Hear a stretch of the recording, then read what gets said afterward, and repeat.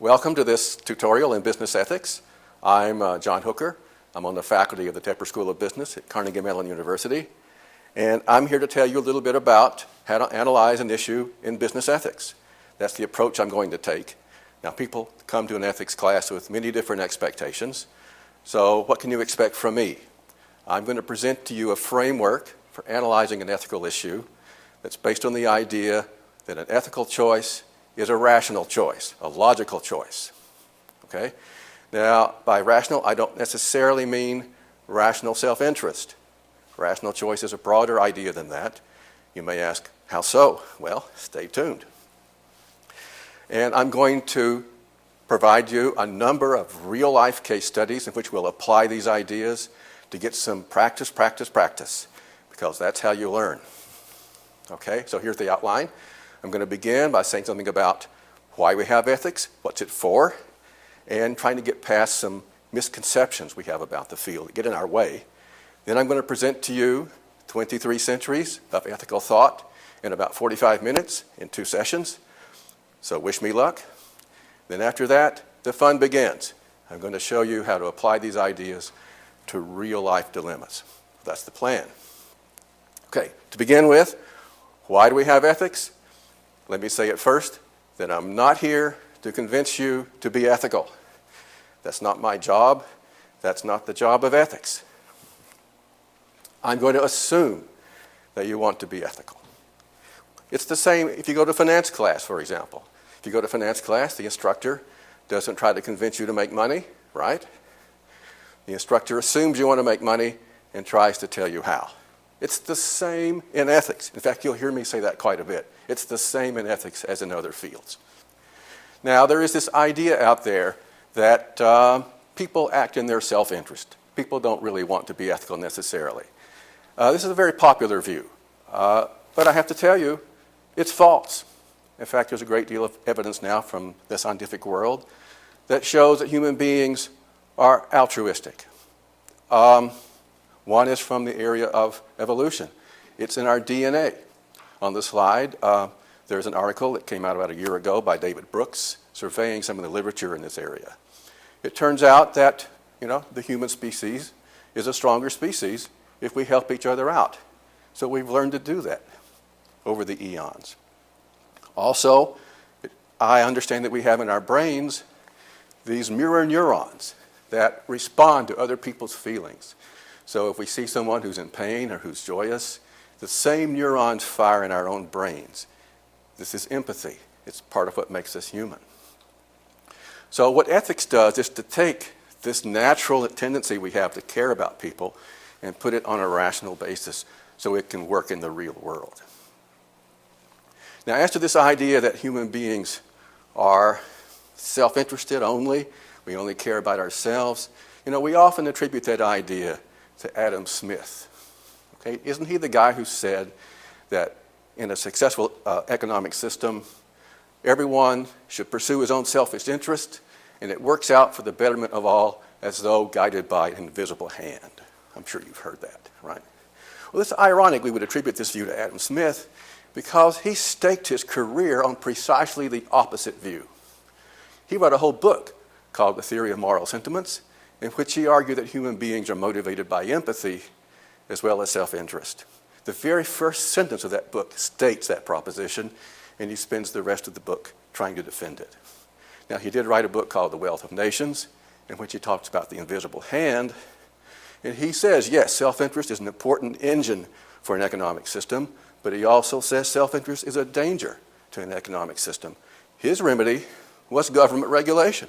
I'm not necessarily agreeing with him, but that's what he said. And in fact, as soon as he finished writing the book, he quit his job as an academic at the University of Glasgow and became a government regulator. So that's Adam Smith. Now, it wasn't his idea either. It goes back a long way. There's this guy, Meng Tzu, or Mencius, as we say, who was a disciple of Confucius. This is more than 2,000 years ago. He argued that human beings are altruistic by nature. Okay? In fact, he used the following example. Suppose you're walking down the street and you see a young child about to fall into a deep pit. And you decide, what should I do about this? Well, what do? Do you think it over and say, well, if I You know, if I walk past, someone may see me ignore the child, I may get in trouble. Or if I try to save the child, I may be late for my next meeting. No, you don't do that. You rush over and save the child. It's just part of who we are as human beings. That was his argument. Okay. Now, what is the job of ethics? Well, I mentioned it's to put this natural tendency we have to care about people on a rational basis. It builds rational consensus as to how we're going to take care of each other and live together in a harmonious way. We have to agree on the ground rules to get anything done. We have to have prior agreement. Now you may think, well, why can't we just take a vote on how we're going to do things? Okay, well, suppose we take a vote. Well, do we agree that we should abide by the vote? Are we going to agree on that? Well, maybe we should take a vote as to whether we're going to abide by the result of the vote. Well, what counts as majority rule? 51%? 2/3? Should we take a vote on that? So what counts as a majority rule for that vote? Well, you see the infinite regress. At some point, we have to have a prior understanding as to how we're going to live together. This is what ethics is for, to generate this rational consensus as to how we live together. Now, we often think it's really the law enforcement system that makes society work, right? Ethics is nice. It's nice to be ethical. But the really dirty work is done by law enforcement to keep us in line. Actually, it's just the opposite. It's just the opposite. So think about it. Suppose that tomorrow morning, everyone in town started running red lights. Everyone's running red lights. So what can the police do about this? Are they going to have a cruiser stationed at every intersection in the city? Well, how many intersections? Well, there's thousands of them, not nearly enough police.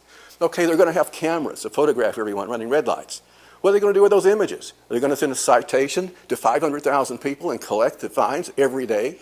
I don't think so, right? So if everyone's running red lights, there's nothing the police can do about it. Or suppose tonight, everyone starts breaking into apartments and houses. Can the police stop it? Can the police be everywhere at once? No, there's no way. Okay, the law is there to take care of a few people on the fringes who don't get the message. It's not going to work unless most of us voluntarily comply. And we can't voluntarily comply unless we agree on what we ought to be doing. This is why we have ethics, to bring about that agreement. Now, let me take you through some myths about ethics that get in our way. The first one is that, well, you learn your ethics when you're a little kid. Now it's too late. So I'm wasting your time. Okay? This is absolutely wrong. There's a whole field that's called Developmental Psychology that deals with this. And this field has discovered that people become more ethical as we become more mature in general. Okay? As our cognitive ability increases, our ethics increases. In fact, I edit a journal, and one of the members of my board has found in research that successful leaders are better at ethical reasoning than the average person. Okay? Because they've reached that level of maturity where they know how to take into account everyone's point of view and come to a resolution. So we actually grow ethically as we grow in other ways. This guy, Lawrence Kohlberg, has taken us through a number of stages. In fact, he asserts that you continue to grow ethically even to your 60s. It's a lifelong process. And ethical instruction and training is part of that process. So much for that myth. Another one, myth number 2. Sitting in class doesn't change anyone's behavior. It's incentives out there that change behavior. We're wasting our time sitting in class. Well, if that's true, let's shut down the business school, right? Why are we sitting in class in this building? It's because we believe that learning something will change your behavior, because you'll learn how to accomplish your goals. It's the same in ethics. Same thing. Myth number 3. I hear this a lot from academics. Okay. We already know what's right. It's obvious what you shouldn't be doing, what you should be doing. It's just a matter of doing it. Okay? So we don't need to waste our time talking about ethics. We already know what we should be doing. If that's true, then why do we disagree all the time? In fact, every single issue I present to a group, people disagree over. Every single one. Well, it can't be obvious if we all disagree. Right? It's not obvious in many cases. Now, the big one, myth number 4. This is the hardest one to deal with. Ethics is just a matter of opinion. It's just a matter of personal values. It's not like chemistry or physics. There's no objectivity in this field. Okay, it's just a matter of my values versus yours. Well, try to remember this the next time you're mugged. The mugger has his values, you have yours. Okay? Or an example I sometimes use with my students. Suppose I return your essay with a C-. And you ask, why did I get a C-? I thought it was good. And I say, well, I don't like your looks. And you say, well, that's not fair. And I say, well, that's your opinion. I have my opinion. I think it's fair. All right. Okay. So I can tell you, I've done ethics workshops in several countries. And the U.S. is the trickiest place in the world to discuss ethics. It's because we have this dual personality. On the one hand, we say we're relativists. Ethics is a matter of opinion and personal values. But at the other hand, we're the most absolutist ethical people in the world. We think that our way of life, democracy, free markets, human rights, and so forth, should be everywhere. And our presidents go around the world saying, quote, our values are universal. That's a direct quote from the last 2 presidents. Okay? So we have this bifurcated approach to ethics. It's self-contradictory. I don't think anyone really believes that ethics is a matter of opinion. But we tell ourselves that, and it gets in our way. Ethics is not about personal values. It's about interpersonal values. Otherwise, it can't do its job. Remember, the job of ethics is to bring us together, to put us on the same page, to generate rational consensus. So if it's only about personal values, it's not going to work. It's not going to do its job. That's why it has to be interpersonal. This is the way that Western civilization has approached ethics for about 2,300 years. We build rational consensus by convincing each other that we shouldn't run red lights, we shouldn't break into houses. Now, perhaps we haven't convinced each other we shouldn't break the speed limit. Okay? So why do we all break the speed limit? Because we don't agree with it. We don't think it's necessary to drive 55 miles an hour on I-79. So we drive 75 miles an hour. We basically obey the laws we agree with. So ethics has to bring us to agreement somehow. We have a long legal tradition, something called common law, contract law, law of torts, and so forth, in which we come to an agreement about what's a fair way to resolve disputes, right? The loser has to agree with the ground rules as well as the winner. Now you may say, well, ethics is really based on religion. And how can we come together on religion? Well, if you look at the great religious traditions, whether it be Islam, Christianity, Judaism, they have a long and sophisticated tradition of ethical reasoning. Okay? It's been rationality-based for centuries in these religions. And that's helped us to come together on ethical rules. What's happened to us in the meantime? We've forgotten how to do this. We have forgotten how to persuade each other rationally. We mix our ethics with emotion and ideology, and what do we get? Polarization. We don't know how to come together anymore. We've forgotten this age-old tradition of ethical reasoning. So let's bring it back. Let's get started. Now, some tips for how to approach ethics in an objective way without getting your emotions wrapped up in it. First tip, remember that ethics doesn't judge people, it judges actions. The purpose of ethics is not to decide whether you're a good person or a bad person. Okay? It decides whether you're about to do a good act or a bad act. It gives you advice on what is the rational choice. It's a bit like a golf lesson, right? So if your golf instructor tells you your wrist is a little too stiff, you need to swing this way, you don't take that personally. You don't assume he's telling you that you're an inferior person because your wrist is not right. He's just giving you some advice about how to do it next time. This is what ethics does. It's not about your worth as a person. I'm not here to judge you. I'm certainly not capable of it. Maybe there's some higher power that can judge us. But ethics doesn't do that. It simply tells us what to do next time. Give us some advice on that. So let's don't get wrapped up in our egos, okay? Another thing, opinions. We live in an age of opinion polls, right? We're expected to have an opinion on everything, even if we know nothing about it. My suggestion is, when it comes to ethics, don't have opinions. Don't have any opinions. You don't have to have opinions. Now, when it comes time to act, of course, you have to make a choice to have an opinion then. But until that time comes, just don't have an opinion.